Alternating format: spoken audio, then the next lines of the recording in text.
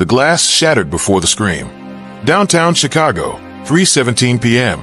The air buzzed with the usual city hum, car horns, street vendors, hurried footsteps. But all of it went silent when Zariah Blake hit the storefront window, her body folding awkwardly against the jagged edges before slumping to the concrete. Hands behind your back. Now. The voice boomed harsh, unyielding. People froze. Shoppers, tourists, office workers, everyone turned. Phones came out. Fingers hovered over record buttons, unsure whether to intervene or just capture. Zariah's breath came sharp and fast. Her right cheek pressed against the cold pavement, the scent of dust and metal filling her nose. A heavy knee pinned her shoulder. A hand grabbed her wrist, yanking it backwards. "I didn't do anything," she gasped, trying to twist, trying to breathe. Her voice was firm, not pleading. She wasn't going to beg. A second officer joined in, slapping the cuffs around her wrists. The steel bit hard into her skin. "She's resisting." The first one barked. "No, I'm not." Zariah shouted, but her voice didn't matter. The taller officer, badge reading Langley, leaned in close, his breath sour. "You fit the description." "What description?" "The kind that always runs." A woman nearby gasped. A man yelled, "Hey." She wasn't doing anything, but stayed where he was, behind a line of onlookers. Zariah's heart pounded, not from fear, but from rage. She wasn't new to this. She knew the script. A black woman in the wrong place, at the wrong time, wearing confidence like armor. That alone could be a crime. Her mind raced as they hauled her to her feet, the cuffs tight behind her back. She looked around, trying to make eye contact with someone, anyone. "This is a mistake," she said loudly, her voice cutting through the murmurs. "You're going to regret this." Langley smirked. "We'll see about that." They shoved her toward the unmarked squad car idling at the curb. She stumbled, catching her balance before they could twist it into something else. Her eyes caught a teenage girl filming from across the street, eyes wide, hand trembling. "Keep recording," Zariah said. The girl nodded, lips pressed tight.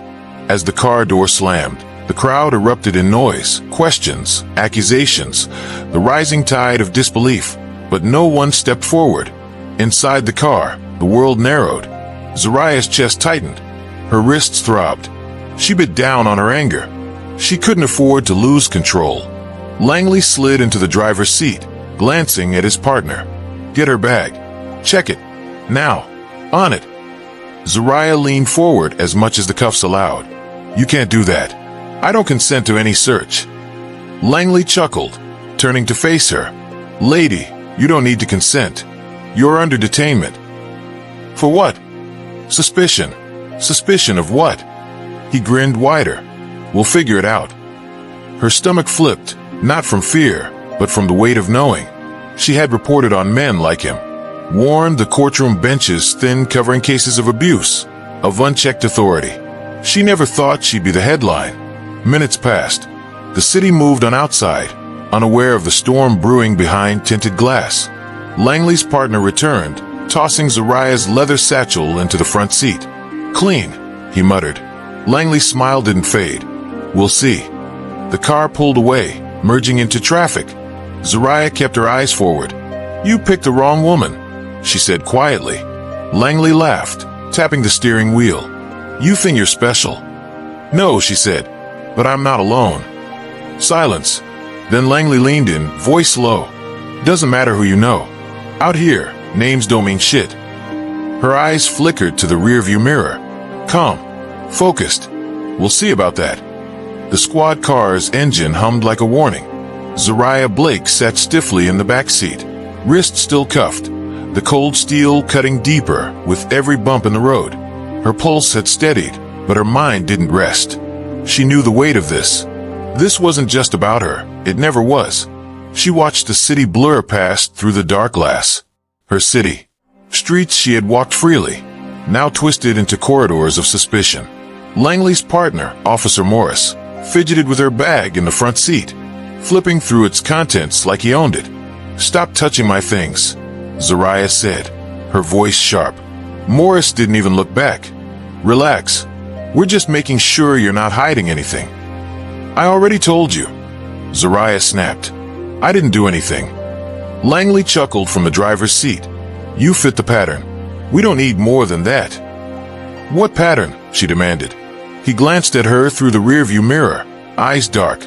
You wouldn't understand. Zariah leaned forward, her tone ice cold. Try me. Langley said nothing. The car turned sharply onto a side street, away from traffic, away from witnesses. The silence pressed in. Morris finally spoke, flipping her ID in his hand. Zariah Blake, you live in Bronzeville. What are you doing up north? Zariah didn't answer. Langley smirked. Figures.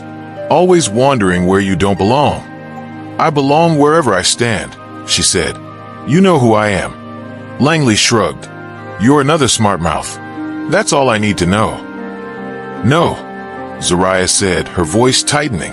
I'm a civil rights investigator. My office is downtown, and your badge number is about to be everywhere. Langley's laugh cracked through the car. You think that scares me? It should. They pulled into a lot behind an abandoned warehouse, a place far from cameras, from questions. Zariah's heart rate didn't spike. Her breathing didn't change, but her eyes scanned every detail. Exit routes, sight lines, the position of Morris's hand resting too close to his holster. Out, Langley ordered. She didn't move. I said out. Morris opened her door roughly, pulling her out by the arm. The cuffs twisted, sending a jolt of pain through her shoulders. You're way out of line, Zariah spat, stumbling but refusing to fall. Langley stepped close. You can make this easy. Or not. Zariah straightened. You think you've done this before? You think you've got this figured out? I've seen this. I've documented men like you. This ends today. Langley's smile faltered for the first time. You don't get it, he muttered. People like you always push too far. And people like you always fall the hardest. He stepped back, pacing slightly, calculating. Look, Morris said, rubbing the back of his neck. We don't want this to get messy. You pay a little, you walk away. Zariah's jaw tightened. A bribe. Langley nodded. Call it a fine. Street justice. You're not going to court. Just hand over what you've got. And this never happened. Zariah laughed. It was low, bitter. You don't know who I am. Langley leaned in again. You already said you're an investigator. So what? Doesn't mean shit right now. Zariah looked him dead in the eye. I'm the daughter of Justice Miriam Blake, Illinois Supreme Court. The air shifted. Morris blinked. Langley froze, then scoffed. Bullshit. Zariah didn't flinch. Call her. Langley shook his head, stepping back, but something cracked in his confidence. You've made a mistake, Zariah continued, and it's about to go viral. Morris turned away, muttering under his breath. Zariah kept her voice steady. My phone's in my bag. You touch it, and there's a live feed uploading to my office. Every word, every second. Langley's face turned pale. This is blackmail, he barked, but it sounded thin. No, she said. This is the truth catching up to you. A sudden buzz, not from the car, not from a phone, but from somewhere deeper. Langley's radio crackled. All units, be advised. Civilian report from location near 13th and Federal. Possible unlawful detainment. Officers in plain vehicle matching description. Command wants immediate location check. Langley's eyes darted to Morris. Morris swallowed hard. Rick, we should go. Zariah's lip curled. They're coming. Langley's hand twitched near his belt. Shut up. Zariah didn't. What's the plan now? Run. Or dig deeper. The radio buzzed again. Units en route. Report status. Langley cursed under his breath. The moment was breaking. The pattern was failing. Morris stepped back. Rick, we have to move. Langley hesitated, then yanked Zariah toward the car. We're not done. She didn't resist. Yes, we are. As they sped away from the lot, the city lights growing closer, Zariah's heart beat steady. Because the truth was out, and the pattern had cracked. The squad car screeched around another corner, tires screaming as Langley pushed the engine harder than it was built for. Sweat beaded on his forehead, his jaw tight with panic. The police radio crackled again, louder now, more urgent. All units respond. Suspect vehicle identified. Black unmarked Crown Vic, proceed to intercept. Morris fumbled with his seatbelt, glancing back at Zariah, who sat still, too still. She's messing with us, Morris hissed. We should have never. She's bluffing, Langley snapped. All of them bluff. But his hands trembled on the wheel. Zariah watched him, watched the crack spread. The bravado was gone. This was fear. Fear of exposure. Fear of losing control. Where are you taking me now? She asked, voice calm, almost cold. Langley didn't answer. Morris turned in his seat, lowering his voice. Rick, pull over. We can still fix this. There's nothing to fix. Langley barked. Not if she keeps quiet. I won't, Zariah said flatly. You know I won't.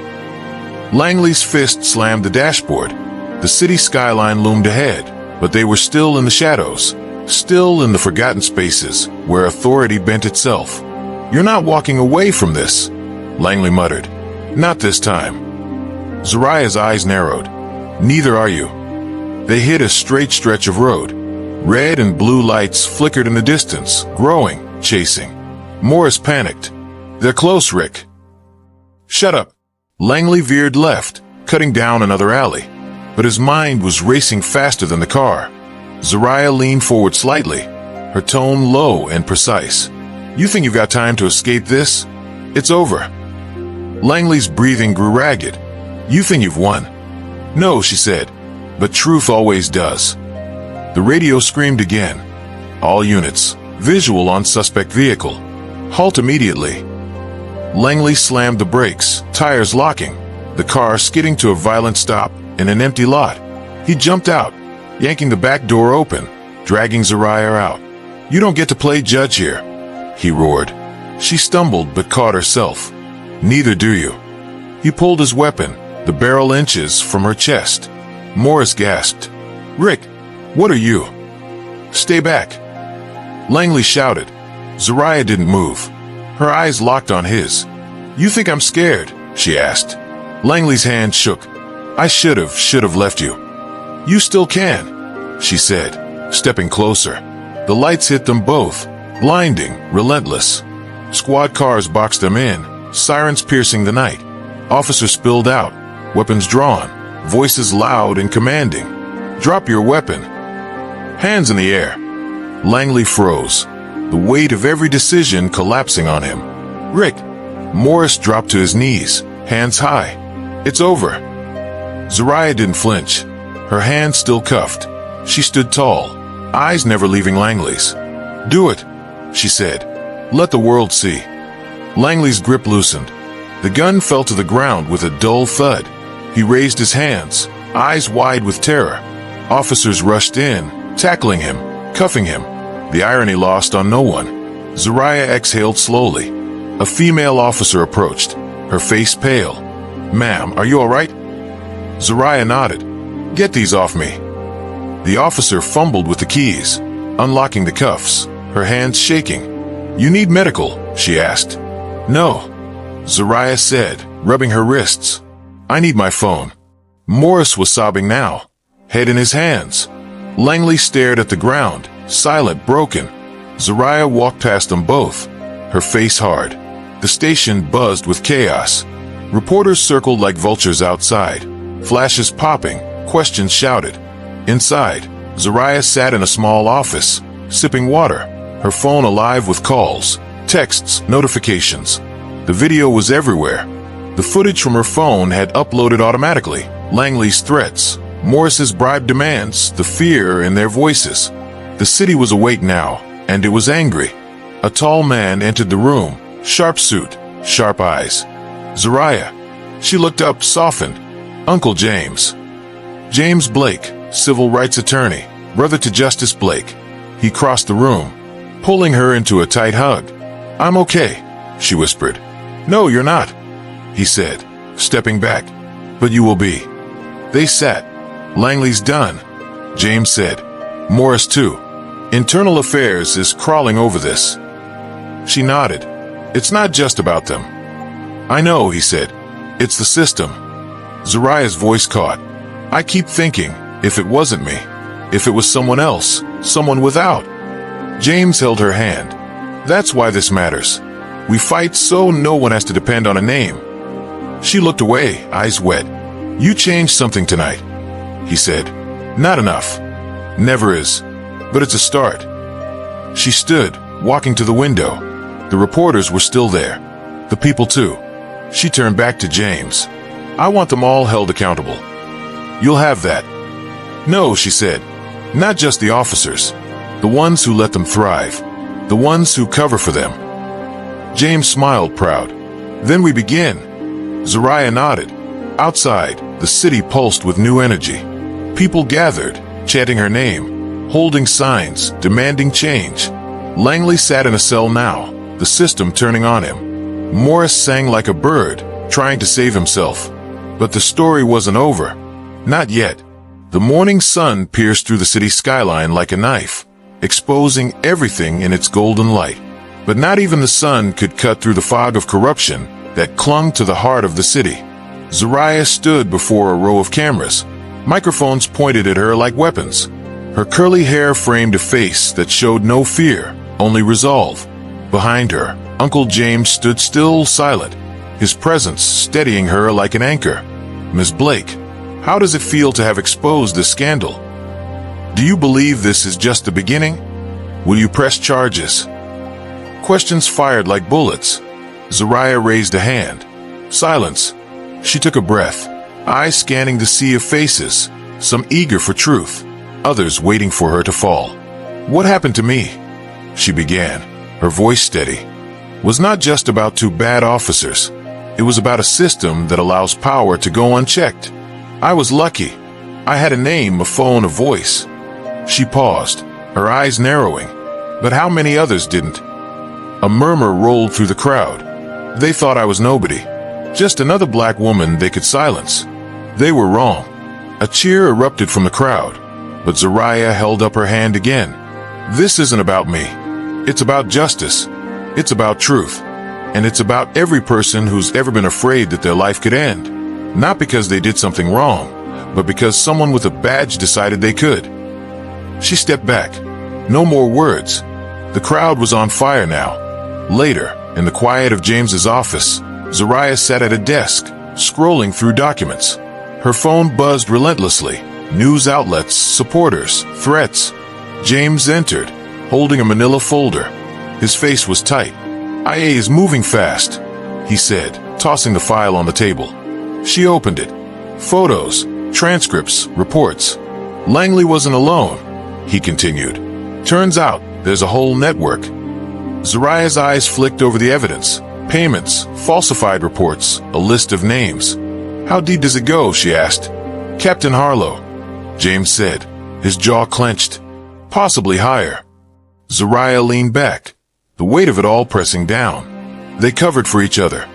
James said, years of complaints, ignored, evidence buried, victims silenced. Zariah felt the anger rise, slow and thick, and no one did anything. James nodded. Until now. She stood, pacing the room. If we don't expose them all, this is just a headline. A story that fades. James agreed. We have enough to open a formal case. But we need more. The department will circle the wagons. Protect their own. Zariah stopped, turning to him. Then we break the circle. That night, Zariah met with reporters, activists, lawyers. The city buzzed with unrest. Protests swelled in the streets, demanding justice, demanding names. Inside a dimly lit cafe, Zariah sat across from an older man, weary eyes, scarred hands. Name's Carter, he said. Used to be on the force. Why'd you leave? She asked.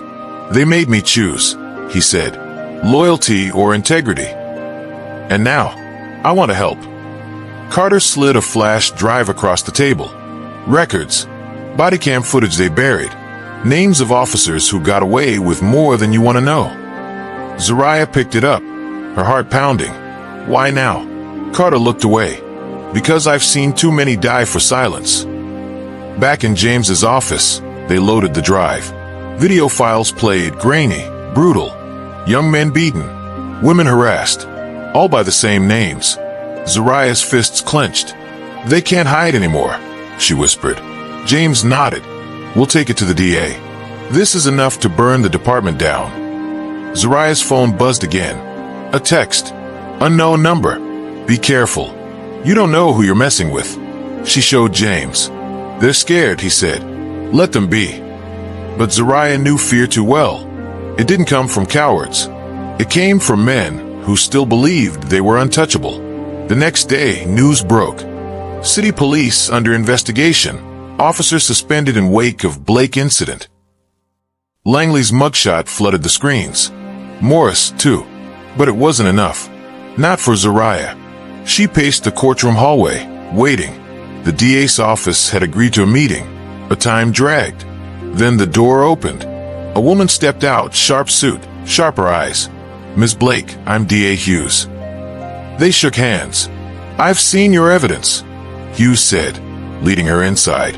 "It's strong, but the city's volatile. The mayor's under pressure. We need to move carefully." "Carefully?" Zariah snapped. "They didn't move carefully when they put a gun in my face." "I'm on your side," Hughes said. "But if we take them down, we need to make sure they stay down. We'll need witnesses, testimony, airtight proof." "You'll have it." "Then let's begin." Outside, the city roared louder. Inside, the smoke was beginning to clear. But Zariah knew better. This was just the beginning. They hadn't seen the mirrors yet, the ones that reflected every crack in the system, and she was ready to shatter them all. The city breathed fire.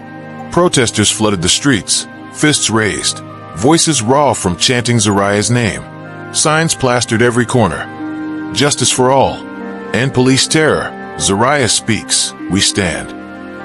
But inside the cold, gray walls of the courthouse, a different kind of battle raged. Zariah sat at a long table, facing DA Hughes, Uncle James beside her.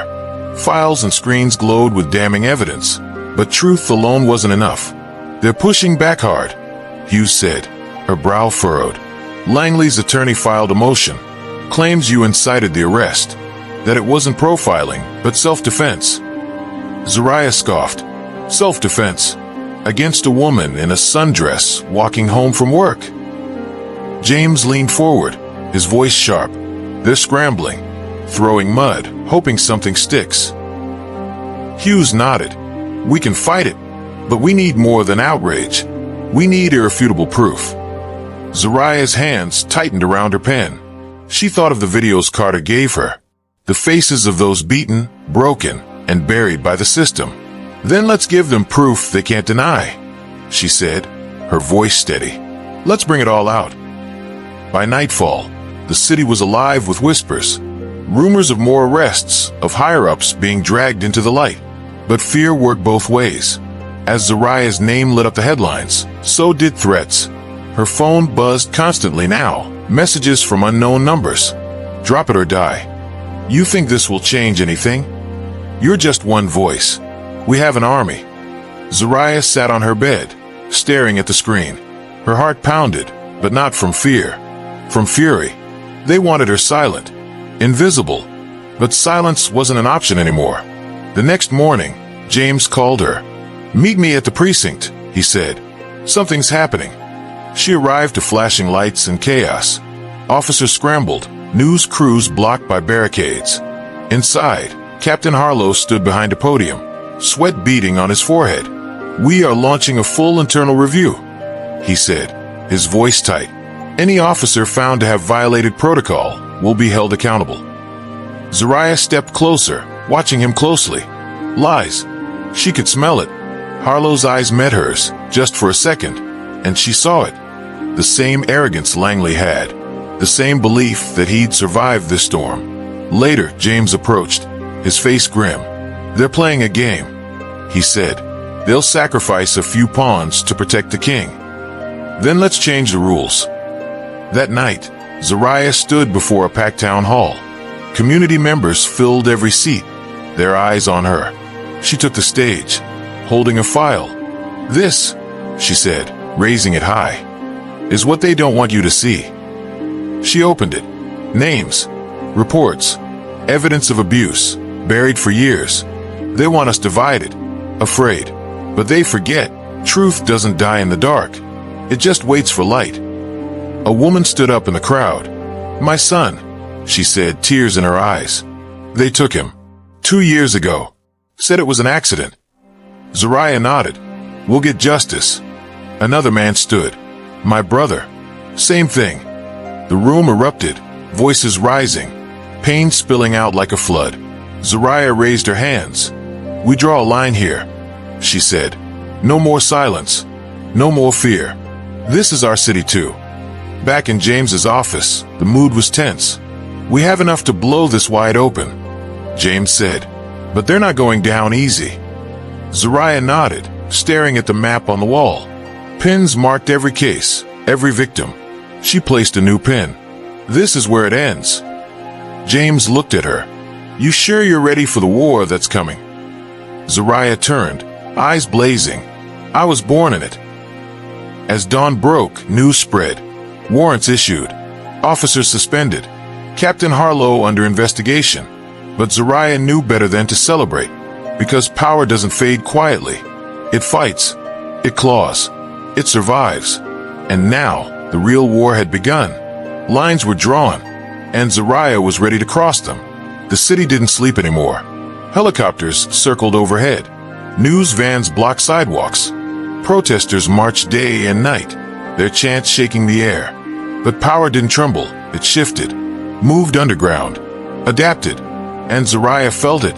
She felt it in the stares of strangers, in the coded language of media anchors twisting her name, in the sudden technical errors that wiped key files from public databases. She wasn't just fighting men like Langley or Harlow now. She was fighting something older, deeper, a system that refused to die. James sat across from her, exhausted. "This is bigger than the precinct," he said, sliding a file across the table. "Much bigger." Zariah opened it.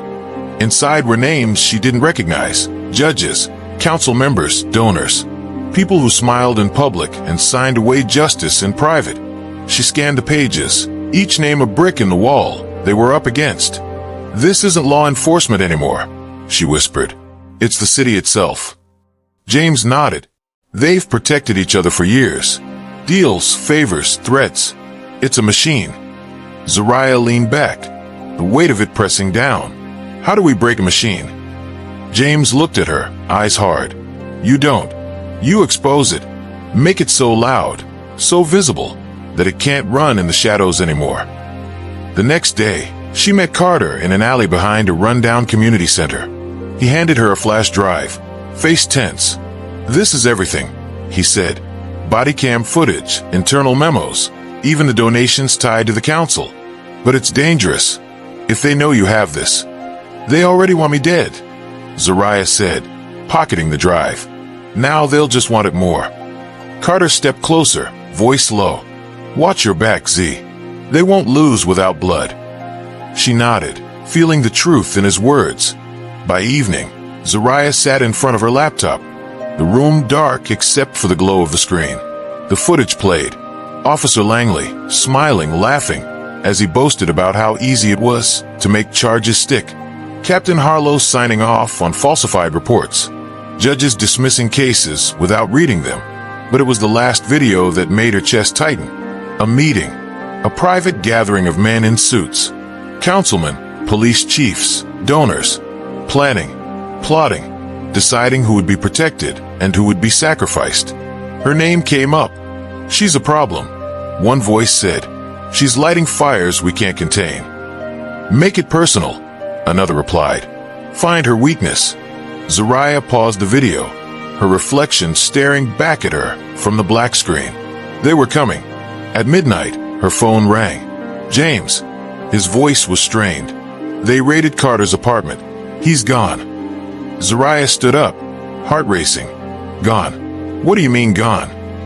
"No trace. No calls. Nothing." She grabbed her coat, already heading for the door. "They're not just pushing back," James said. "They're wiping people out." The city streets were quiet as she drove. Too quiet. Her mind raced. Carter had risked everything, and now he'd vanished. She gripped the wheel tighter. They think fear will stop me. But fear wasn't new. Fear was the air she'd breathed her whole life. At dawn, she returned to James's office, the flash drive clutched in her hand like a weapon. "We go public," she said. "Everything. Names, videos, all of it." James shook his head. "They'll spin it. They'll call it fake. You know how they play. Then we give it to someone they can't ignore." That afternoon, Zariah sat across from journalist Marisol Vega, a woman known for cutting through noise and burning lies. "This is dangerous," Marisol said, eyes scanning the files. "Truth always is," Zariah replied. Marisol nodded slowly. "I'll run it, unfiltered. But once this airs, there's no going back." There never was. The broadcast aired at 7 p.m. Prime time. Millions watched. The footage didn't need commentary. It screamed on its own. Names, faces, crimes. The city's foundation shook. Social media exploded. Protests tripled. And in the mayor's office, phones rang off the hook. But as the city rose, the darkness struck. A black SUV idled outside Zariah's apartment. Inside, men waited. And when she stepped out, they moved. The street was too quiet. Zariah felt it before she saw it. The kind of silence that didn't belong in a city that never truly slept. A wrongness in the air, like the stillness before a storm. Her footsteps echoed on the pavement as she approached her apartment building. Keys clutched between her fingers like a weapon. That's when she saw the SUV. Black, windows tinted, engine running low like a growl. Her heart rate spiked, but her face didn't change. Fear couldn't save her now. Only readiness. She kept walking, slow, deliberate. Then doors opened. 3 men stepped out, dark clothes, no badges. Their movements were too smooth, too practiced. This wasn't a warning. This was a message. "Miss Washington." One of them called, his voice light, mocking. "We need a word." She didn't stop, didn't speak. Run or fight. Those were the choices. But before she could act, a voice behind her. "Zariah." She turned. Fast. "James." His car screeched to a halt across the street. "Get in." She bolted. The men reacted, hands reaching for something. Guns? Restraints? She didn't wait to find out. Her feet hit the pavement hard, adrenaline burning in her veins. James threw open the door as she dove in. Tires squealed as he hit the gas, swerving into traffic, forcing honks and curses from the early evening drivers. Who were they? James barked, eyes flicking between the road and the rear-view mirror. She caught her breath. Not cops. Not legal. They're sending people now. That means the leak worked. The city blurred past. Her mind was spinning. She had known they'd retaliate. But this was an escalation. They don't care about covering tracks anymore, she said. They're going for fear. James nodded grimly. It's working on the council. I've had calls. Some want to distance themselves. Others are doubling down. They're scared. They should be. They didn't go to her place. It wasn't safe now. They didn't go to James's either. Instead, they drove to a small office in the basement of an old legal aid building, one of James's few untouched contacts. Inside, the lights were dim, the air musty with old paper and cheap coffee. Safe enough. For now. Zariah paced, her hands shaking with a rage she hadn't felt since the day she was cuffed. They tried to snatch me off the street. James sat, rubbing his temples. And they will again. What's the play? He looked up, eyes sharp. We go to the top. The next morning, Zariah stood at the gates of the governor's mansion. Not as a daughter this time. As a storm. The guard stepped forward, blocking her path. I have an appointment, she said, voice cutting through the cool air. They checked, hesitated. Then the gates opened. Governor Lionel Washington stood by the window of his office, watching the city breathe below. He turned when she entered, his face unreadable. Zariah, don't. She closed the door behind her. You know why I'm here. He nodded slowly. I saw the footage. The broadcast. You've lit fire. And they tried to kill me for it. Silence. Then he sighed. You want protection. I want action. She stepped closer. You sit at the top of this system. You've watched it rot. You've watched men like Langley rise and crush people like me. You think it's that simple? I know it is. She threw the flash drive on his desk. This isn't about politics. It's about survival. About justice. You say you serve the people. Start proving it. He stared at the drive, then at her.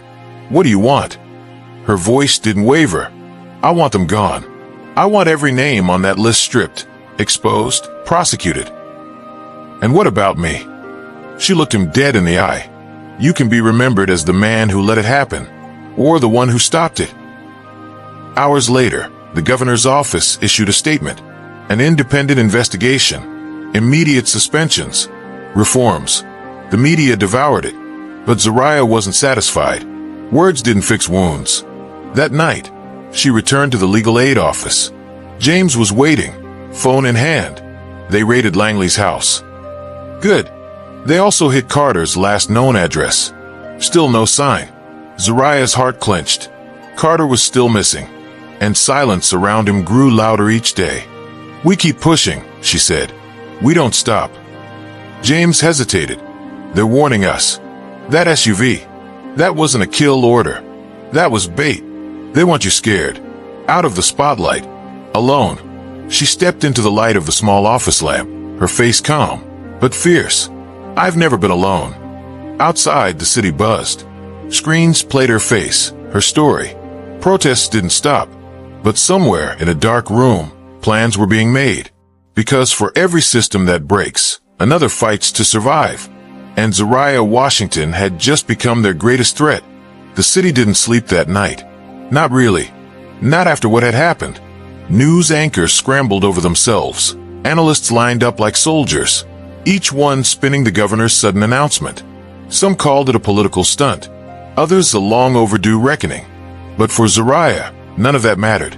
Not yet, because while the world was watching, she knew the real war wasn't on their screens. It was in the shadows. Her phone buzzed again. Another text. Another threat. You think this ends with your name? She didn't reply. Didn't need to. The threats were constant now, coming in waves. Emails, calls, whispers on the street. But fear wasn't the enemy. Complacency was. James sat across from her, eyes red from lack of sleep. Papers and files covered the table between them, names, dates, documents smuggled out of government archives, some from whistleblowers, too scared to step into the light. Zariah, James said quietly, we need to talk about Carter. Her heart clenched. No, he's been missing for weeks. We have no leads. And Langley. Langley knows where he is. James nodded. But Langley's in holding. Tight security. He won't talk. She stood, pacing the room. Everyone talks. You just have to speak their language. At the detention center, Zariah walked through cold metal doors, past guards who looked away, uncomfortable. Langley sat in the interview room, calm, hands folded, as if this was just another meeting, another game. She didn't sit.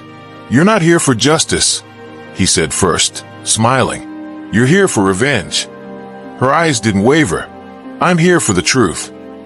You've already won. Isn't that what they're saying? Governors dancing to your tune. Streets are full of your face. Where's Carter? He leaned back, his voice low, mocking. You think you've changed anything? You haven't even scratched the surface. Zariah stepped forward, slamming her hands on the table. Where is he? Langley's smile faded. You're smart, Zariah. But smart doesn't keep you alive. Power does. And you've just made a lot of powerful enemies. I asked you a question. He leaned in now, voice like poison. They'll use you, parade you like a trophy. But when it's over, when the cameras fade, they'll bury you. Her jaw clenched. She turned to leave. And that's when he said it. They moved him. Out of state. Private facility. You won't find him.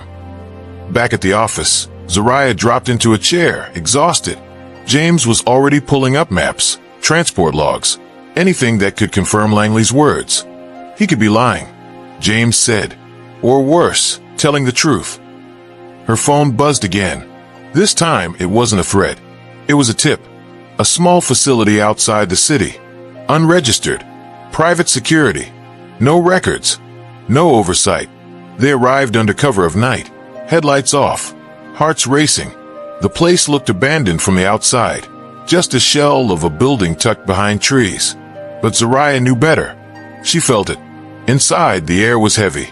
Dust on the floor, old wires hanging from the ceiling. They moved silently, careful, listening. Then a sound. A groan. Zariah froze. "Carter," she called out, barely a whisper. Silence. Then another groan. They followed it, down a narrow hallway, into a small room. There he was. Carter, bruised, weak, but alive. Tears stung her eyes as she ran to him, dropping to her knees. "Carter, it's me. It's Zariah." His eyes fluttered open, barely registering. James was already calling for help. They had him. But the cost. Back in the city, the story exploded. A missing councilman, found in an illegal detention center, connected to Langley, connected to the governor's inner circle. No one could spin that. Not anymore. The governor called her. Twice. She didn't answer. Not yet. Carter recovered slowly. When he could speak, he told them everything. Names, meetings, deals. Enough to take the whole system down.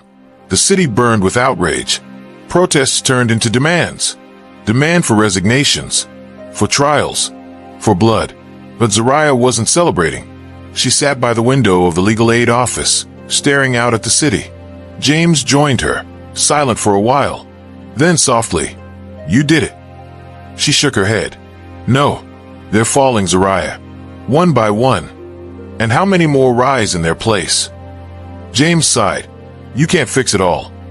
She looked at him, eyes tired but fierce. "But I can keep fighting." Her phone buzzed again. This time, a news alert. Governor Lionel Washington under investigation for obstruction of justice. She smiled just a little. Later, as the sun rose, Zariah stood before the courthouse. Crowds gathered, not for a protest, but for her. She stepped up, microphone in hand, voice steady. "This isn't just about me. It's about all of us. About a system that thrives on silence and fear. About how easy it is to become a target, to be erased." She paused. "Ask yourself, what if I didn't have that name? Would I still be alive today?" Silence. Then applause. Cheers. Tears. But Zariah wasn't done. This fight isn't over. Not until everyone has a name that matters. Not until justice is more than a word. And with that, she stepped down, ready for the next battle. The governor's mansion stood tall, defiant, but inside chaos reigned. Lionel Washington paced the grand office, his once proud shoulders now hunched under the weight of public disgrace. Advisors huddled in corners, whispering. Legal teams drafted statements, but none of them could rewrite the truth. Zariah had won the battle, but Lionel wasn't ready to lose the war. "They've called for your resignation," his chief of staff said, her voice low, almost apologetic. Lionel stopped pacing. "And if I don't, they'll come for you harder." He scoffed. "Let them." Across the city, Zariah sat at a small cafe, away from the noise, away from the cameras. She needed a moment, a breath. But peace was fleeting. James slid into the seat across from her, phone in hand. "You need to see this." She took the phone, eyes narrowing. Lionel Washington was live. The governor's face filled the screen, calm, controlled, the perfect image of a man in charge. "I want to address the recent events," he began. "There have been accusations, distortions of truth.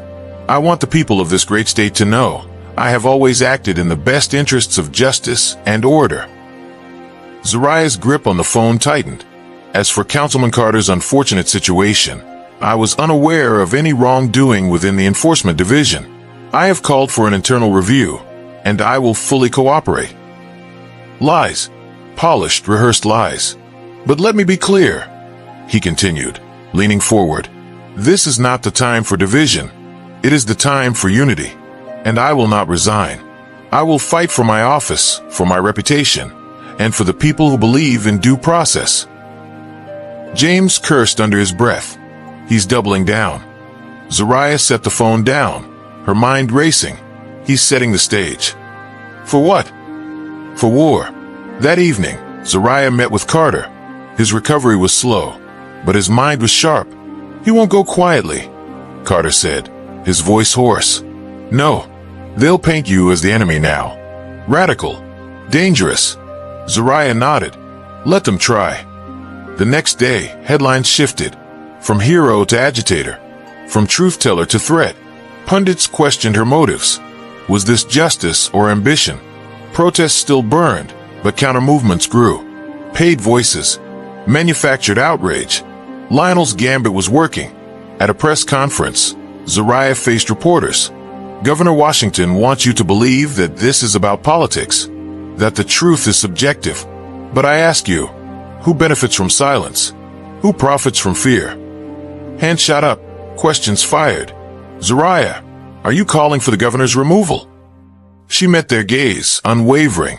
"I'm calling for accountability. For every person abused by the system he helped build." Behind closed doors, Lionel met with allies, corporate donors, law enforcement heads, senators. "We can't let her dictate the narrative," he said, slamming a fist on the table. "She wants a fight? Give her one." The next attack was personal. Her family, her history. Old records leaked, school suspensions, minor infractions, anything to tarnish. They dug into her father's past. A case he lost. A client who died. The media feasted. James called late that night. "They're everywhere. They even found a photo of your brother." Her heart sank. Marcus. She hadn't spoken about him in years. Lost to the system. Wrong place, wrong time. A memory she fought to bury. But now it was weaponized. Zariah stood before the mirror, staring at herself. Tired eyes. Heavy heart. But still standing. Always standing. She picked up her phone. Hit record. "They want to shame me," she said, voice steady. "But let me be clear. I carry no shame. My family struggles are not stains. They are the reason I fight." Pause. "My brother Marcus was murdered by a system that saw him as disposable. That's the truth. And if you think exposing my pain will silence me, you don't know me at all." The video spread like wildfire. Millions watched. Millions wept. The smear campaign backfired. Lionel felt it. The tide was turning. Again. At City Hall, council members convened. Debates raged. Should the governor face impeachment? Carter took the floor, voice shaky but resolute. "This isn't about politics. It's about integrity. It's about whether we allow corruption to rule, or whether we rise." Zariah watched from the back, fists clenched. She wasn't on the front lines this time. This battle was theirs. But the war, it was still hers. That night, as the city held its breath, the vote was cast. And the numbers were clear. Lionel Washington was to be impeached. Crowds erupted. Cheers. Tears. Hope. Zariah didn't celebrate. Not yet. Because she knew. The head of the snake was gone, but the body still writhed. As dawn broke, she sat by the window, watching light creep over the city. Her city. Her fight. Her truth. And as the sun rose higher, she whispered to herself, "What comes next?" The governor was gone, but the city wasn't healed. Not yet. Zariah walked the streets of downtown, past the murals painted in her image, past the makeshift memorials to lives lost to the system, past the chance of victory and the murmurs of uncertainty. Lionel Washington was impeached, but the system? Still alive, still dangerous, still watching. James met her at the courthouse steps. "They've started investigating the precinct," he said, handing her a file. 30 officers under review. 10 already suspended. Zariah flipped through the pages. Names, faces, charges. But something felt wrong. "Where's Bennett?" James frowned. "Gone. Disappeared right after the vote." Her stomach tightened. "And Salinas?" "Same. No trace." The snake had shed its skin, but the venom remained. Later that night, in a dimly lit apartment across town, Bennett poured himself a drink, watching the news. Impeachment. Protests. Heroes. Zariah's face filled the screen. He crushed the glass in his hand, blood dripping onto the floor. "She thinks it's over," he growled. Salinas sat nearby, loading a gun. "It's not." Zariah's phone rang. It was Carter. "They've gone underground," he said, voice tight with concern. "Word is, they're planning something." "What?" "No one knows. But you need to be careful." At City Hall, reforms were being drafted. Body cams, independent review boards, demilitarization of the police. It was progress, but slow and fragile. Zariah stood before the council, reading aloud. "For years, we've lived under fear, under silence. Today, we start building something better. Not just laws, but trust." Applause. But in the crowd, a shadow moved. Watching, waiting. That evening, James called again. "You need to see this." Another video. This time, grainy footage from a parking garage. A hooded figure spray painting a wall. "Death to traitors." Underneath, a crude drawing. Zariah's face crossed out. The threats escalated. Emails, messages, a dead bird left at her door. But Zariah refused to hide. Not now. Not ever. At a community center, she addressed a room full of young activists. "They want to scare us, because fear is how they've always ruled. But we're done being afraid." The room erupted in cheers, but James pulled her aside. "They're escalating. This isn't just intimidation anymore." "I know. Then what's the plan?" She looked around the room, at the faces, the hope, the anger, the pain. "We fight back." That night, Zariah called Carter, James, and a few trusted allies to her apartment. Maps, files, screens. "The system's weakest when it's exposed," she began. "And Bennett knows that. He'll try to strike before we can finish what we started." Carter leaned forward. "Then we need to finish it fast." James tapped a folder. "There's one precinct that's been untouched. District 9, Bennett's old stronghold." Zariah's eyes narrowed. "That's where we go." The next morning, they arrived at District 9. It looked ordinary, but inside, secrets festered. Zariah met with the new chief, a reformist named Alicia Torres. "We found files," Torres said. "Old cases, buried evidence." Zariah flipped through the documents. Names she knew, faces she'd seen in protest signs. Innocents, framed, destroyed. One file caught her eye. Her brother, Marcus. She froze. This wasn't in the trial. Torres looked grim. Because they hid it. Tears welled in Zariah's eyes. Proof. After all these years. Proof. James touched her shoulder. "We can release it." She nodded, voice shaky. "Do it." By nightfall, the story broke. Marcus Daniels, wrongfully killed. Evidence suppressed. The city roared. Anger, grief, but also resolve. Bennett saw the news from his hideout. Fury in his veins. "She's digging too deep," he spat. Salinas loaded another clip. "Then we bury her." Zariah returned home, exhausted but hopeful. She hadn't noticed the car parked across the street, or the eyes watching. Inside, she set her bag down, breathing deep. Her phone buzzed. Unknown number. She answered. Silence. Then his voice. "You should have stayed quiet." Her blood ran cold. "Bennett, enjoy your moment, Zariah. It's your last." Click. She dropped the phone, heart pounding. This wasn't over. It was just beginning. She grabbed her coat, dialing James. "We need to move." "What happened?" "They're coming." As she stepped outside, headlights flashed. A black SUV sped toward her. She dove aside, barely missing it. Glass shattered. Tires screeched. She ran. James met her 2 blocks away. "What the hell?"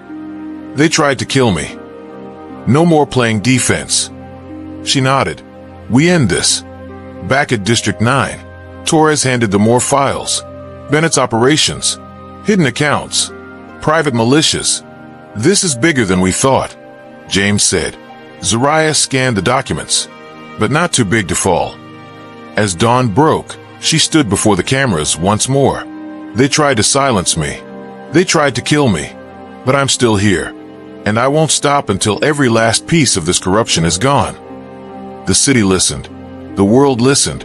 And somewhere in the shadows, Bennett prepared his final move. But so did she. Because Zariah Daniels wasn't just fighting for justice. She was justice, and the snake's tail was in her hands. Dawn painted the city in shades of defiance. Zariah stood by the window, watching the light break over buildings still scarred by years of injustice. She hadn't slept, couldn't sleep, not while Bennett still breathed, still plotted. Her body ached, her mind raced, but her spirit was steel. James entered quietly, coffee in hand. "You should rest." She shook her head. No time. The files from District 9 were spread across the table, a mosaic of corruption, money trails, shell companies, private security firms. Bennett had built a kingdom in the shadows, and now he ruled from exile, a cornered animal ready to lash out. James pointed to a document. "Here, a payment to a security outfit, Iron Shield." Zariah raised an eyebrow. "I've heard of them. Mercenaries." "Exactly." Torres confirmed it. "They've been on Bennett's payroll for years." "Where are they now?" James flipped to a map. An old warehouse, dockside. Quiet. Remote. Perfect for hiding. Her eyes narrowed. "We go tonight." Carter joined them as the sun climbed higher. Word on the street is Bennett's planning something big. Maybe a last stand. Maybe a hit. Zariah's jaw clenched. "Then we bring the fight to him." They planned carefully.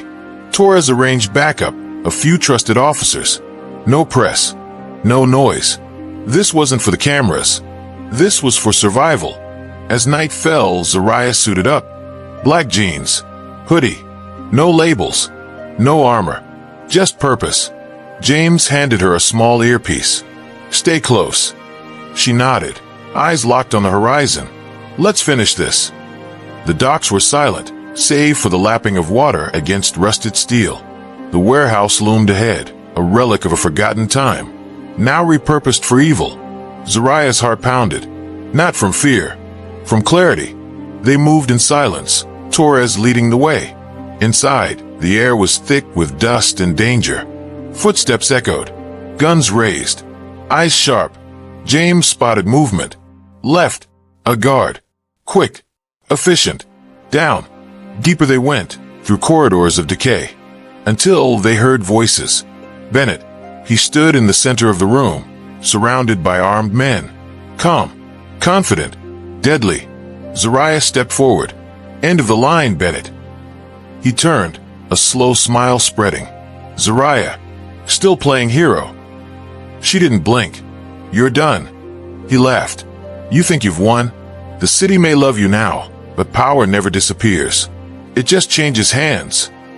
She took another step. Not this time. His men raised their weapons. So did hers. Standoff. Breath held. Fingers twitching. Bennett's eyes gleamed. "You don't have the guts." Zariah moved first. A flash. A shot. Chaos. The room exploded into violence. Shouts. Gunfire. Smoke. Zariah ducked, weaving through the fray. James was beside her, firing, covering. Torres tackled a guard. And then she saw him. Bennett. Running. Coward. She chased, feet pounding, heart racing. Through halls, upstairs, onto the rooftop. The city spread below, unaware of the war above. He turned, gun raised. "Stay back." She stopped, wind whipping her hair. Eyes locked. "Why?" she demanded. "You had everything." He snarled. "Because I deserve it. People like you. You're just tools. Useful until you're not." Her voice was steady. "You killed my brother." A flicker. A hesitation. Then defiance. He was nothing. That was enough. She lunged. They struggled. Gun clattered. Fists flew. She hit hard. Harder. Years of pain in every strike. He stumbled, bleeding, broken. Sirens wailed in the distance. "Back up. Finish it," he spat. "Do it." She stood over him, breathing heavy, hands shaking. "No, you don't get that power anymore." Torres arrived, cuffs in hand. Bennett screamed. Fought, but it was over. They dragged him down, the city watching now. Lights, cameras, justice. Zariah stood silent, staring at the sky. Free, but not healed. Later, at a press conference, she spoke. Tonight we closed a chapter, but the story of justice is far from over. It's not about one man or one case. It's about all of us. And we have a choice: to build a system that protects or one that destroys. She paused, looked out.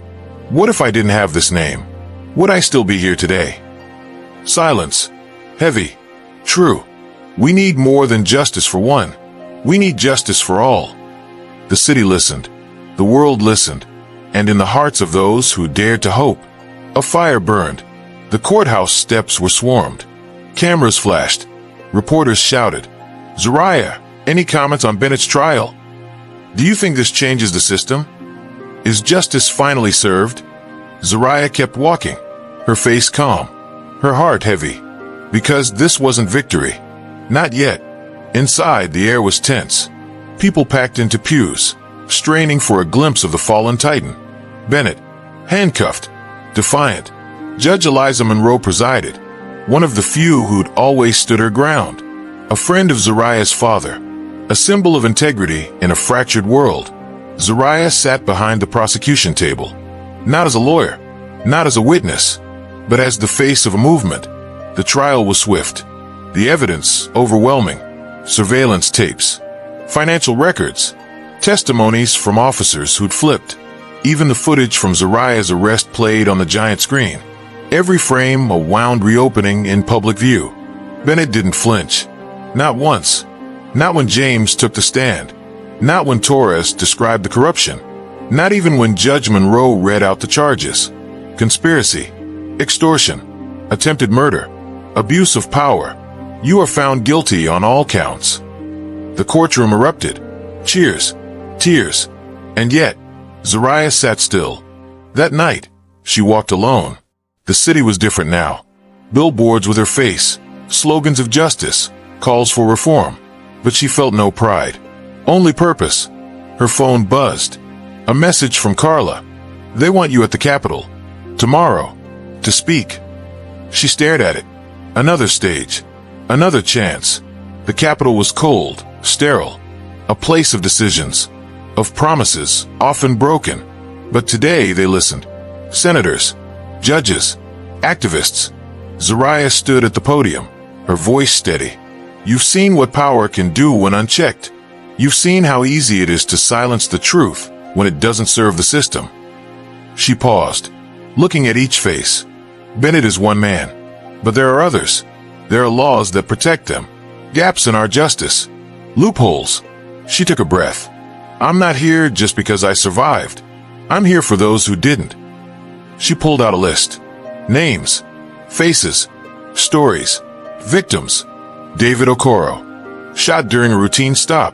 No body cam footage. Aisha Bello, detained without cause. Found dead in custody. Marcus Young, wrongly accused. Spent 10 years in prison before cleared.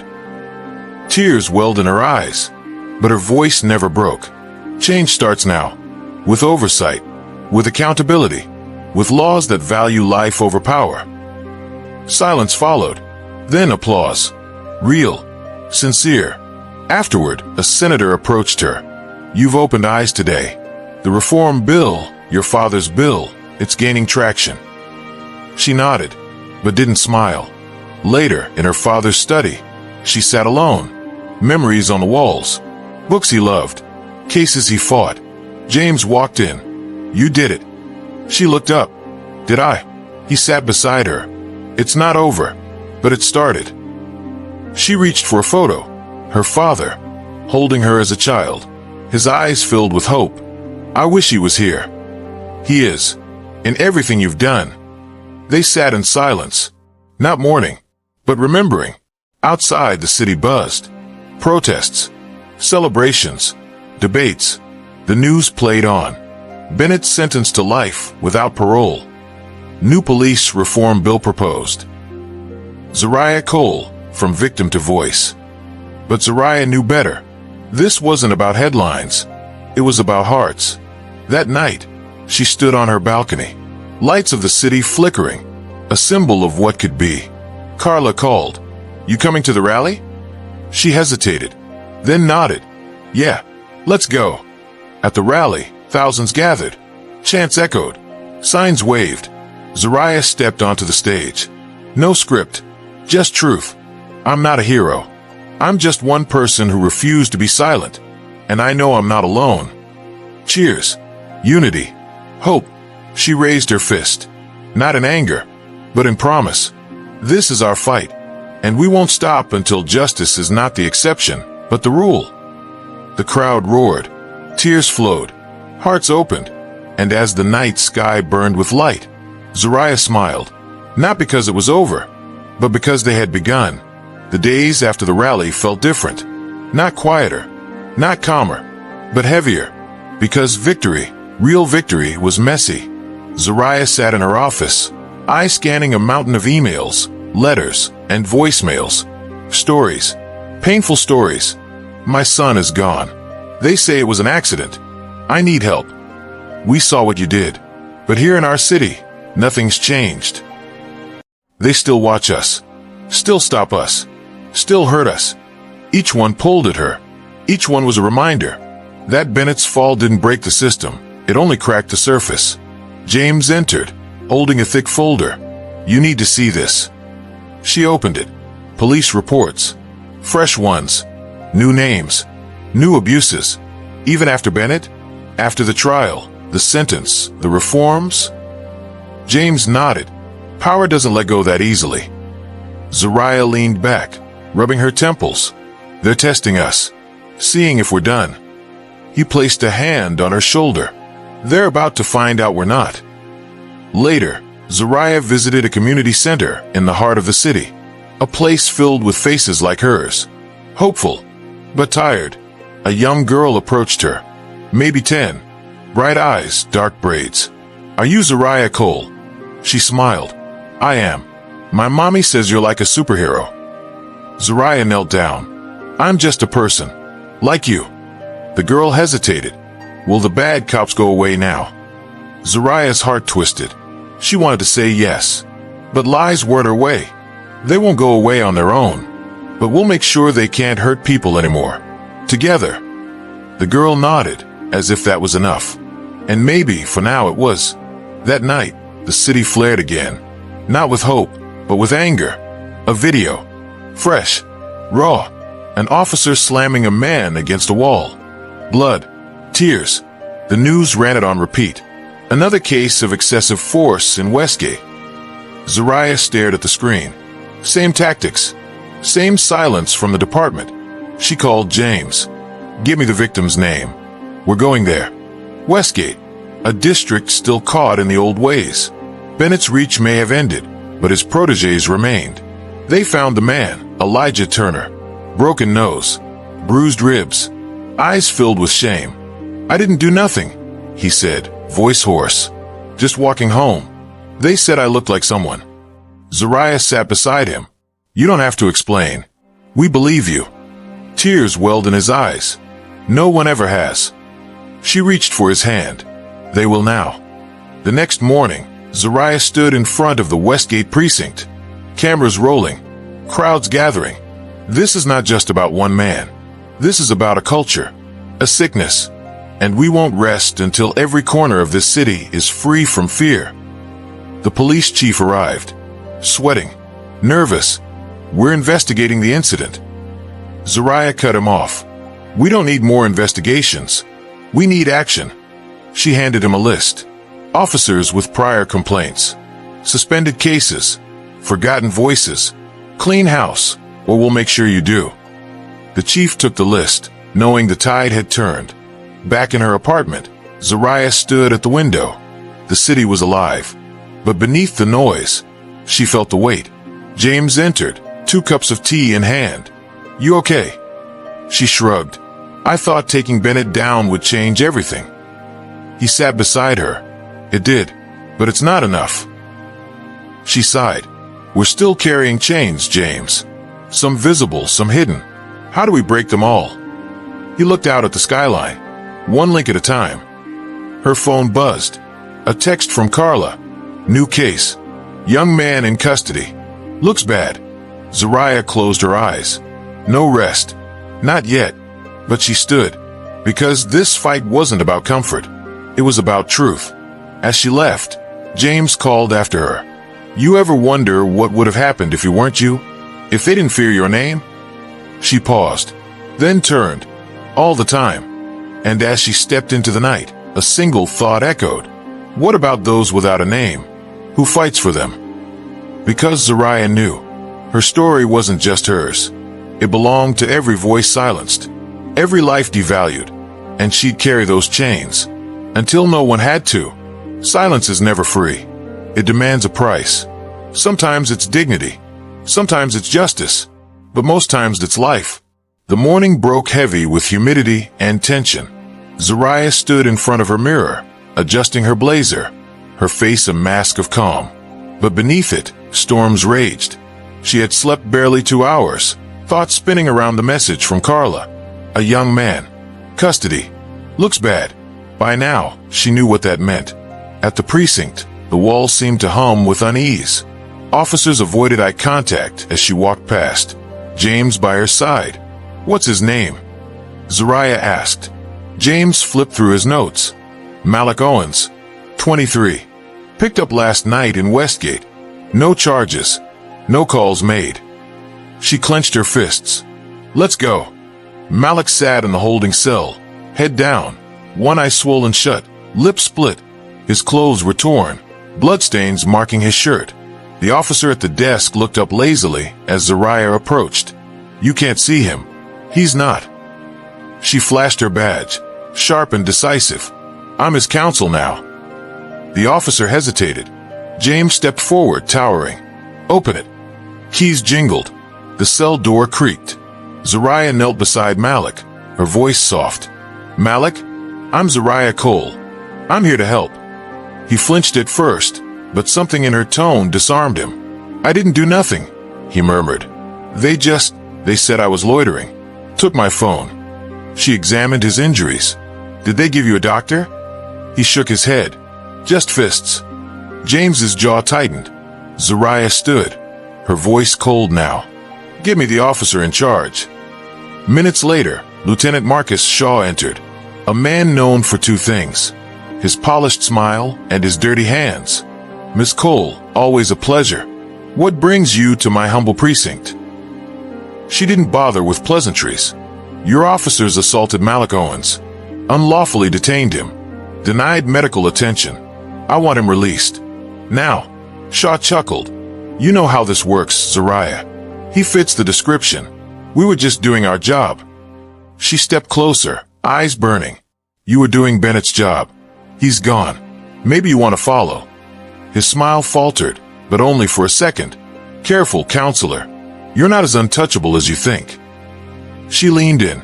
Neither are you. Back outside, Malik was finally released, leaning on James as they walked him to the car. Where's your family, Malik? Zariah asked. He looked away. Just me. My mom passed. Ain't got nobody. She placed a hand on his shoulder. You do now. We're not letting this go. Later that day, Zariah sat with Carla, reviewing footage from the precinct. Carla paused the video. There. That's Shaw.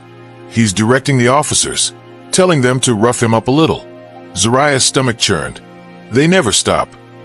Carla nodded. Because silence is cheaper than change. Zariah called a press conference. The room buzzed as cameras rolled. She stood tall. Last night, Malik Owens was brutalized under the watch of Lieutenant Marcus Shaw. This is not an isolated incident. It's part of a culture of silence and abuse that we've allowed to fester. She held up the footage. This ends now. Reporters fired questions. What's next, Zariah? Another trial? She looked directly into the lens. No. This time, we're going higher. We're demanding a full federal investigation into systemic abuse in Westgate and beyond. That night, her phone rang. Unknown number. She answered cautiously. Hello. A low voice. You should stop, Miss Cole. Before someone gets hurt. Click. She sat in the dark, the weight of it all pressing down. James entered, worry etched on his face. You okay? She nodded slowly. They want me afraid. He sat beside her. They want you silent. She looked at him, eyes fierce. I've paid the cost of silence before. I won't do it again. As dawn broke, Zariah wrote a letter. To the people, to the system, to herself. We all carry chains, but some of us are brave enough to break them. Some battles aren't fought in daylight. They're fought in shadows, in whispers, and in the silence between heartbeats. Zariah knew the voice on the phone wasn't just a threat. It was a warning wrapped in fear, a message from someone inside the very system she was tearing apart. But the deeper she dug, the more she realized that Westgate's rot wasn't just local. It ran deeper, higher, older. The morning air was thick with anticipation. She stood by her office window, watching the sun rise over a city still asleep. Behind her, stacks of documents and files threatened to swallow her desk. James entered, carrying 2 coffees, his face clouded. "You're trending," he said, setting the cup down. Zariah turned, a tired smile on her lips. "Good or bad?" "Both," he replied, pulling out his phone. "People are calling for Shaw's resignation, but others, they're calling you a troublemaker, a race baiter." She took the coffee, the warmth grounding her. Truth always sounds like trouble to those who profit from lies. James hesitated. "There's more." Carla found something. In Carla's dimly lit apartment, files were spread out like a crime scene. Her laptop screen glowed with folders, names, dates, payments. "I hacked into an old city server," she said, eyes flickering with intensity. "Found something buried." She pulled up a file titled Operation Templar. "What is this?" Zariah asked. Carla zoomed in on the contents, scanned memos, names of officers, payments from private contractors, surveillance orders. "It's a task force," Carla explained, "set up years ago to monitor high-risk communities. But look at the patterns. Every target is black or Latino. No warrants. No oversight." Zariah scrolled through, heart pounding. Shaw was part of this. "Worse," Carla whispered. "He helped start it, alongside Bennett, and someone else." Carla hesitated, then opened another file. A name appeared. Senator Raymond Thorne. Zariah froze. "Thorne, the man pushing the Safe Streets bill." Carla nodded. "He's funding it, through shell corporations." Silence hung in the room like smoke. Zariah sat back, the weight of it crushing her. They're not just protecting themselves. They're building something. A machine. James stepped forward. "If we expose this, it's not just Shaw who falls. It's everyone tied to this." Zariah stared at the screen. "And that's why they called. They know I'm close." That evening, Zariah met with an old ally, Judge Naomi Hughes, a woman of sharp intellect and a sharper sense of justice. They sat in a quiet cafe, heads low. "I need federal support," Zariah said. "This is bigger than I thought." Naomi sipped her tea. "You're about to start a war, Zariah. You sure you're ready?" "I don't have a choice." Naomi leaned in. "Then listen carefully. You'll need evidence, real, irrefutable, and someone willing to testify." Later that night, Carla called. "I found something else.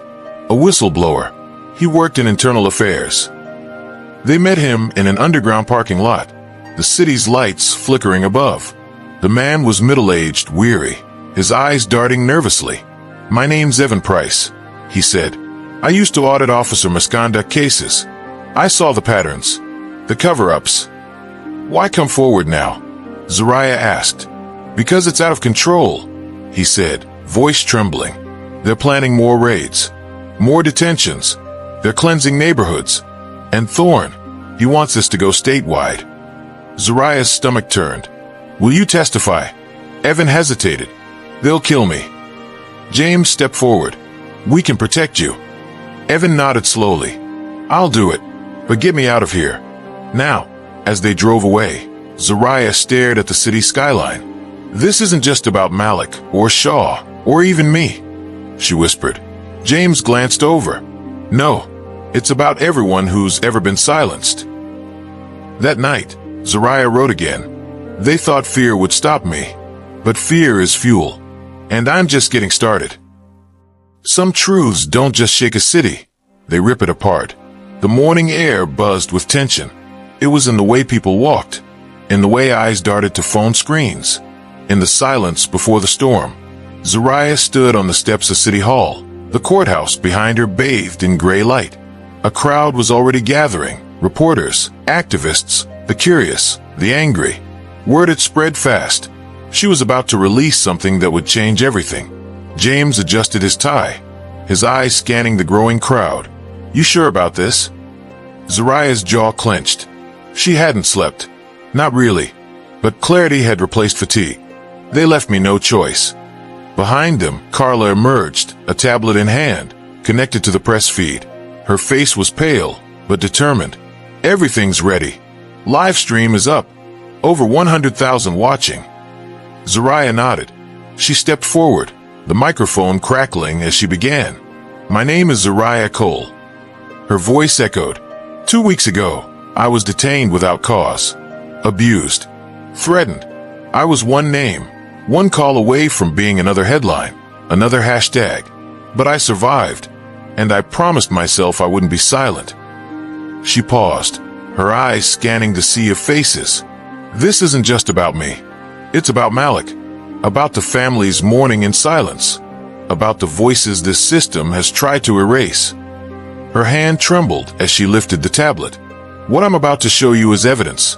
Evidence of a corrupt network that has been operating in this city for years. A task force built to target, harass, and profit off the suffering of marginalized communities." Carla tapped the screen. Images appeared on a giant screen behind them. Documents, names, photos. Officer Shaw, Chief Bennett, Senator Thorne. Gasps rippled through the crowd. This operation, codenamed Templar, has been funded by private corporations and political figures who claim to protect us, but who instead have built a machine of control and fear. They have sanctioned raids, unlawful detentions, and surveillance without warrants. Zariah's voice rose. "And it ends now." The crowd erupted, some in shock, some in anger. Reporters shouted questions. Police sirens wailed in the distance, but no one moved. James leaned in. "You've lit the fuse." She nodded. "Now let's see what burns." An hour later, the city was in chaos. News outlets ran the story nonstop. Social media exploded with hashtags. Hashtag Temperfiles. Hashtag Justice for Westgate. Hashtag Truth Uncovered. Outside the police headquarters, protests ignited. Hundreds, then thousands, gathered, chanting, demanding answers. Inside, Shaw watched the broadcast in his office, fists clenched. "She went too far," he growled. Chief Bennett stormed in. "We need to shut her down." But before they could move, an emergency alert flashed across the city's networks. Breaking, Governor orders independent investigation into Westgate Police Department. Federal agents en route. Shaw's face drained of color. At her office, Zariah watched the feed. Her phone buzzed nonstop. Calls from journalists, threats, praise, offers for interviews. James closed the door behind him. "Evan Price has agreed to testify tomorrow. Judge Hughes is arranging protection." Zariah stood silent, staring at the screen. "This is bigger than us now." Carla entered, breathless. "Shaw's on the run. Rumors say he's trying to destroy files." Zariah grabbed her coat. "Then we stop him." Night fell like a curtain. Zariah, James, and Carla drove through the city, now lit by protest fires and police barricades. The world was shifting under their feet.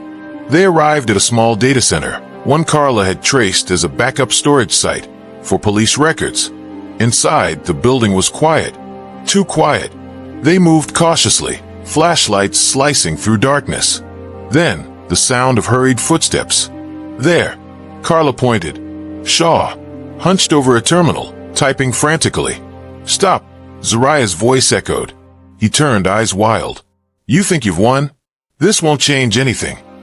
Zariah stepped closer, heart pounding. "You built your power on fear. But fear dies in the light." Shaw lunged, but James tackled him, pinning him to the ground. Carla rushed to the terminal, pulling out a hard drive. "Got it." Police sirens wailed outside. Minutes later, Shaw was cuffed, dragged into a squad car, surrounded by cameras. Zariah stood watching, breath visible in the cold night air. Carla approached. "It's over." Zariah shook her head. "No, this is just the beginning." That night, she wrote, "The system cracked tonight, but cracks can heal, or they can split wide open. What we do next decides everything." The city had tasted fire, and now it thirsted for more than just justice. It demanded reckoning. Zariah stood at the podium of the community center, a temporary refuge from the chaos outside. Reporters, activists, and everyday people packed the room, eyes fixed on her, waiting. Her hand gripped the edge of the wooden stand, knuckles white. But her voice was steel wrapped in velvet. "They wanted to silence us," she began, eyes sweeping the crowd. "But their walls have fallen.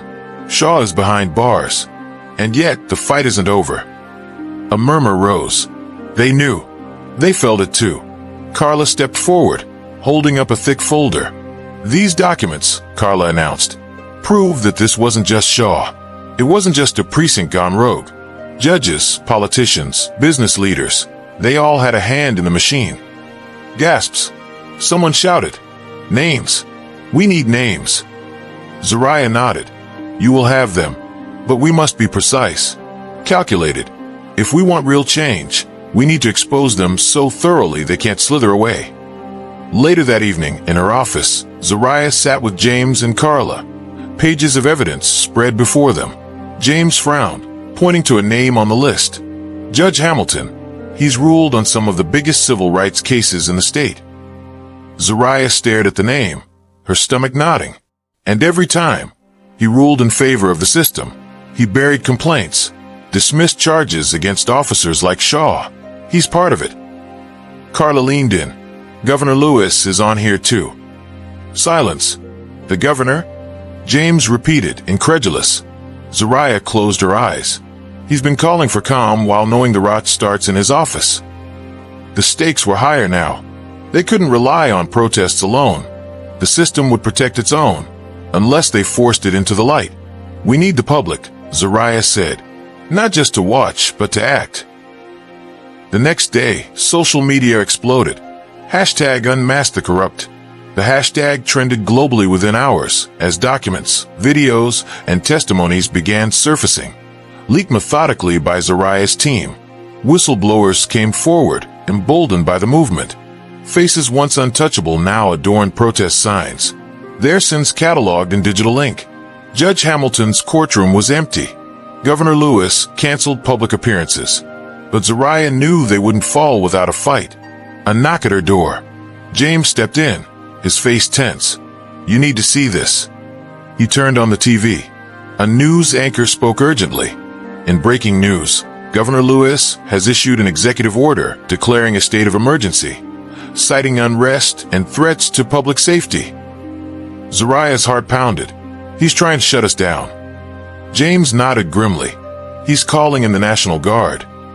The city, already wounded, now faced the heel of power. But Zariah wasn't afraid.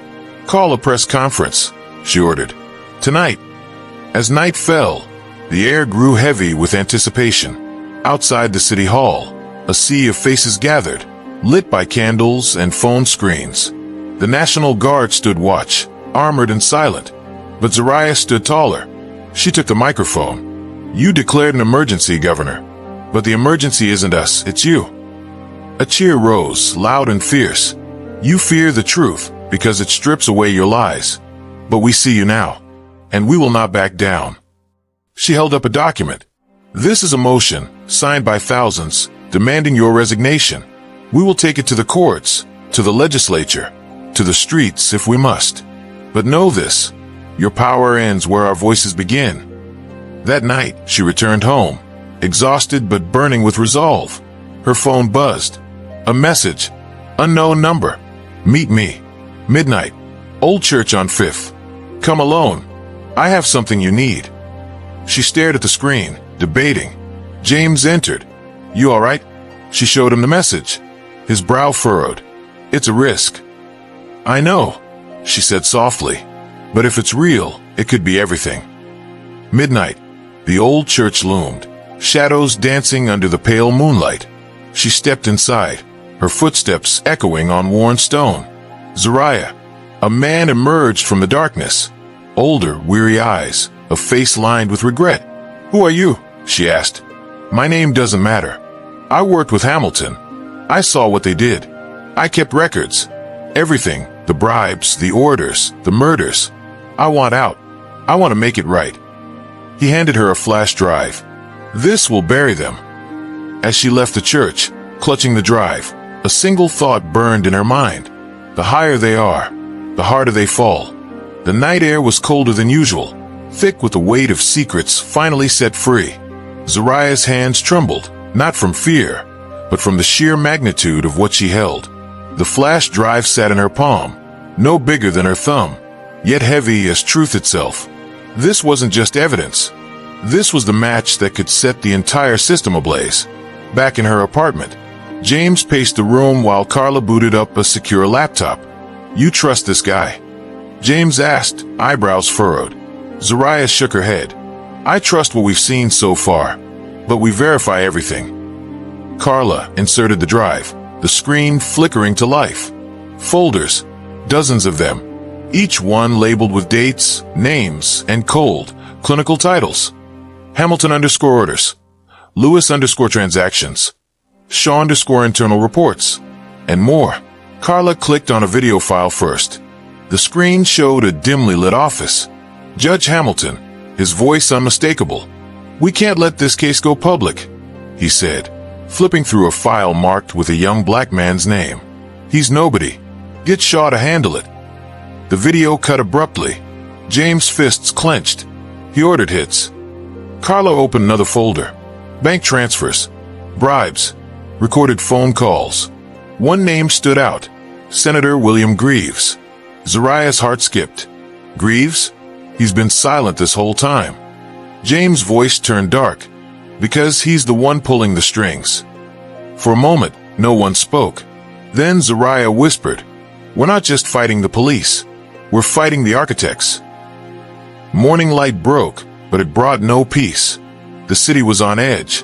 Rumors of the drive's contents had already begun to swirl, fed by whispers and leaked hints. Protesters gathered outside City Hall. National media swarmed the streets. The governor's mansion was under heavy guard. Zariah stood before a map laid out on the table. Points marked in red, courtrooms, political offices, media outlets. "We go public. Full release," she said. James nodded. "But if we release this all at once, they'll hit back hard. We need protection." Carla tapped the laptop. "There's more. Some files are encrypted. But this." She pulled up an audio file. It was a conversation, Governor Lewis and Senator Greaves. "Lewis, if she keeps pushing, we'll have to make her disappear." "Greaves, she's too visible now. Discredit her. Find dirt. Anything." The room grew still. "They plan to kill me," Zariah said, her voice low but steady. "No," James growled. "Not anymore." By noon, #release the files was trending. Zariah walked into a packed press conference, cameras flashing, reporters shouting. She raised her hand. "I stand before you not as a victim, but as a witness to the corruption, the greed, and the violence that have plagued our city. Today we shine a light." She lifted the flash drive. "This contains undeniable proof of crimes, of betrayal, of a system designed to protect the powerful at the expense of the people." Carla streamed the files live. Millions watched as names, dates, and faces appeared. Every lie, every cover-up, every death ordered in silence, now screamed in public. Governor Lewis issued a statement within the hour. False. Fabricated. A dangerous attempt to destabilize our democracy. But it was too late. Federal agents moved in. Judge Hamilton was arrested. Warrants for others followed. Yet, victory was not without cost. Later that evening, as Zariah walked home, her phone buzzed. Unknown number again. She answered. A deep voice spoke. "You've stirred the hive. You think you've won." Silence. "You've only seen the surface."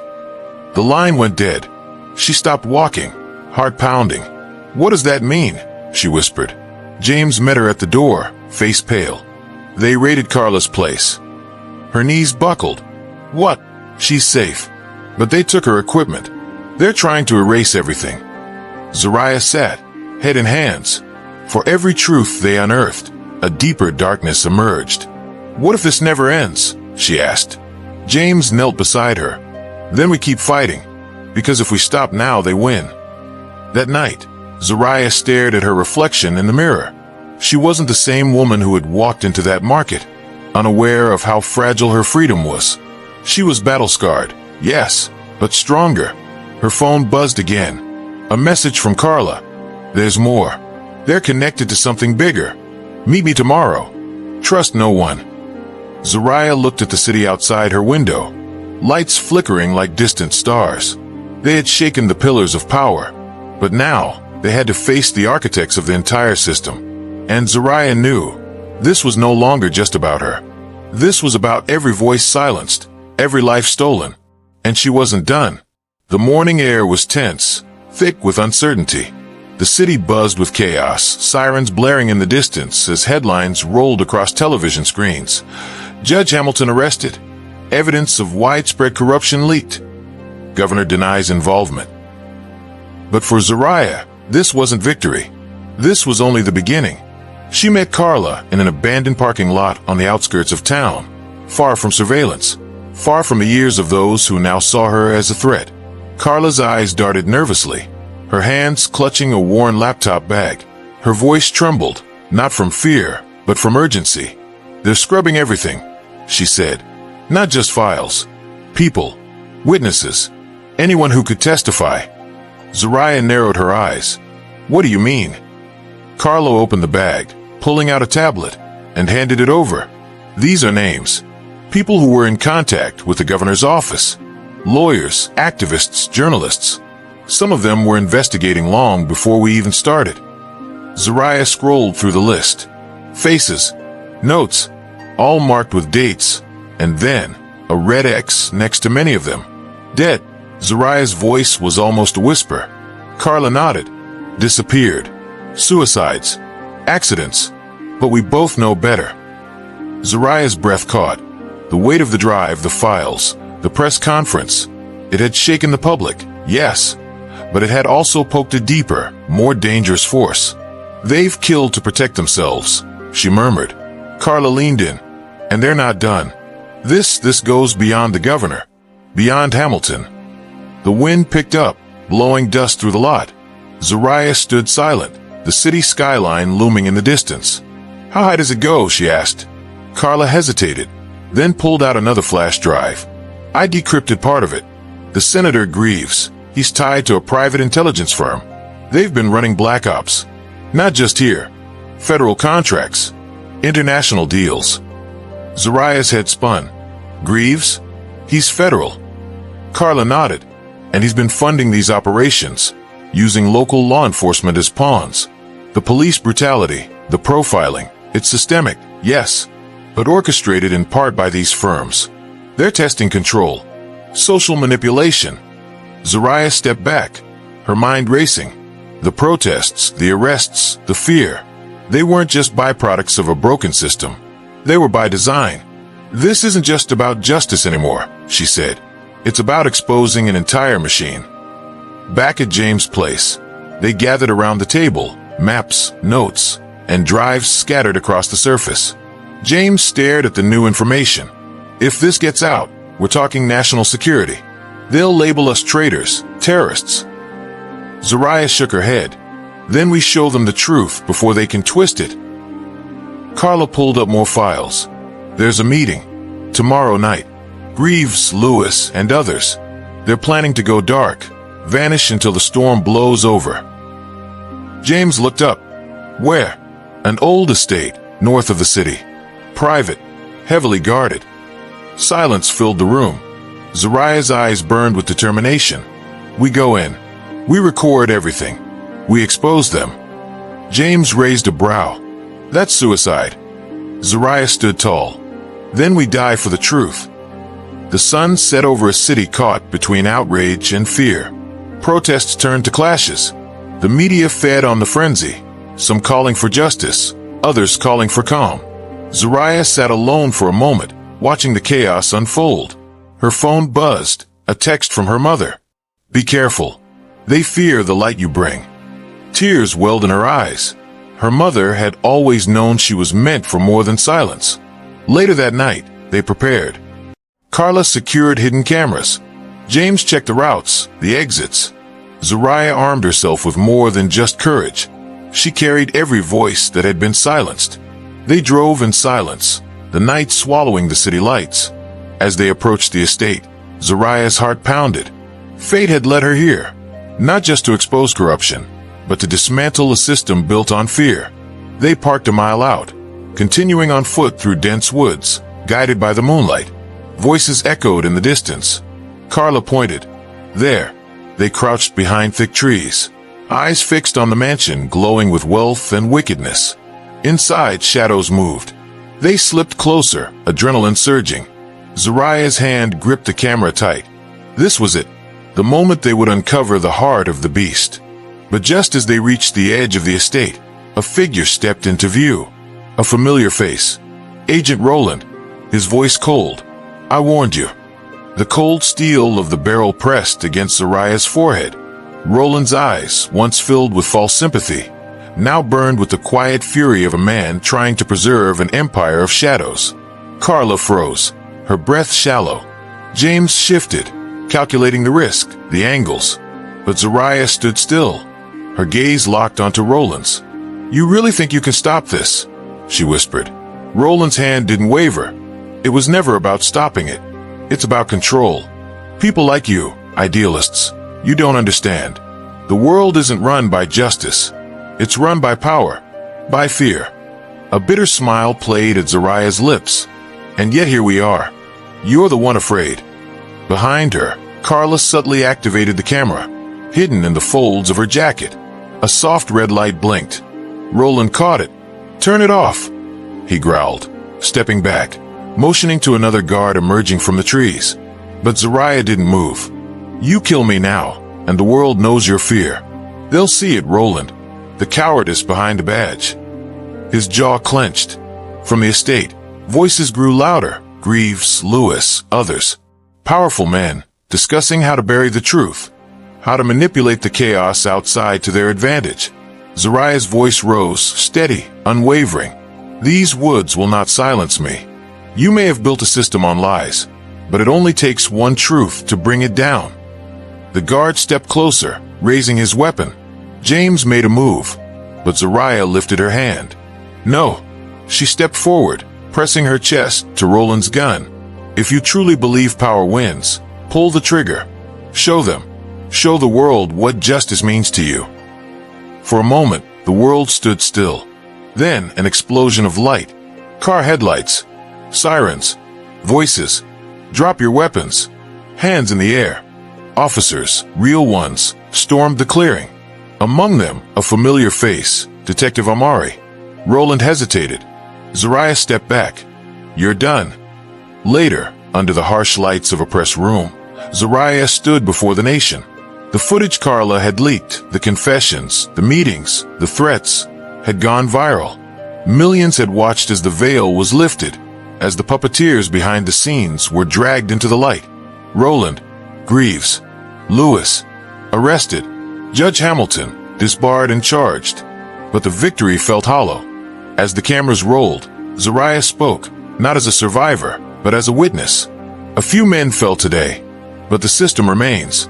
We are told to trust it, to believe in its fairness, its impartiality. Yet, how many voices have been silenced because they didn't have my name, my connections? She paused, her eyes scanning the sea of faces, some tearful, some hardened by years of silence. What if I wasn't Judge Meyer's daughter? What if I didn't have people willing to fight for me? Would I be here? Or would I be another name on a list? Another forgotten soul buried by the weight of power? The room was silent. This fight isn't about me. It's about us. About the systems we allow to thrive in darkness. About the power we give to those who wield fear like a weapon. She leaned forward, voice fierce. They say justice is blind. But I ask, who is she blind to? And who does she choose to see? Outside, protests turned into vigils. Streets once filled with rage now echoed with resolve. Laws were proposed. Reviews were promised, but Zariah knew better. The war wasn't over. She sat alone that night, watching the city from her apartment window. Carla had gone to meet with other activists. James was back at the station, working to protect the officers who had dared to stand against corruption. Her phone buzzed. A message from an unknown number. Truth is dangerous, but silence is deadly. Stay vigilant. She stared at it for a moment, then deleted it. The sky was dark, but a soft light from the horizon promised a new day. Zariah closed her eyes. For every name not spoken, for every life lost to injustice, she would fight. But she couldn't do it alone. So, she turned to the camera once more, recording a final message, not for the media, but for everyone watching, everyone who had followed her story. Change doesn't come from heroes. It comes from you, from your voice, your refusal to accept what is wrong just because it's familiar. Her voice cracked, emotion raw. I was lucky, but justice shouldn't depend on luck. It should be a right, for every one of us. She looked into the lens, holding the gaze of a nation. So I ask you, what if it were you? Would you still believe the system works? Would you still stay silent? The screen faded to black, but her words lingered. Justice is not a gift. It is a demand. What will you demand? Now it's your turn. What if she didn't have that name? Would she still be alive today? Let's talk. Share your thoughts in the comments about justice, privilege, and the power we all have to change the system. Speak up. Demand more. The fight doesn't end here.